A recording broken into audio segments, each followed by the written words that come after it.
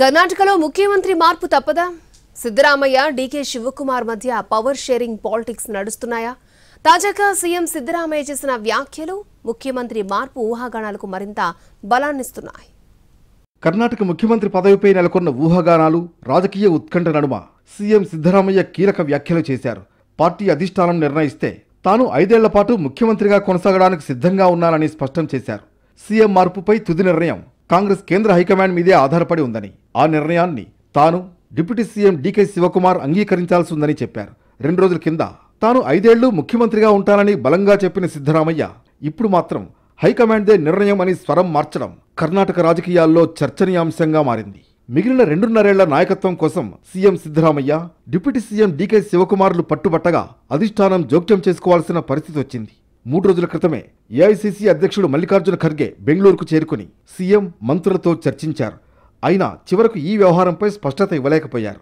బెంగళూరులో 3 రోజులున్న ఉప ముఖ్యమంత్రి డీకే శివకుమార్, ఆయన మద్దతుదారులెవరూ మల్లికార్జున ఖర్గేతో భేటీ కాకపోవడం మరింత ఉత్కంఠ రేపింది. 2023లో అధికారంలోకి వచ్చినప్పటి నుంచి తొలి 2.5 ఏళ్ల తర్వాత ముఖ్యమంత్రి పీఠాన్ని పంచుకుంటారనే ప్రచారం విస్తృతంగా సాగుతోంది.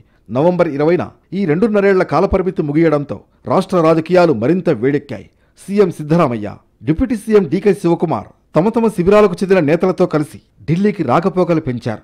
గత 4-5 రోజులుగా సిద్ధరామయ్య, శివకుమార్ మధ్య నాయకత్వ పోరు కనిపించినా ఇప్పుడు అనూహ్యంగా సీనియర్ నేతలు తెరపైకొచ్చారు. వీరంతా ఎస్సీ సామాజిక వర్గానికి చెందిన వారే ఉన్నారు.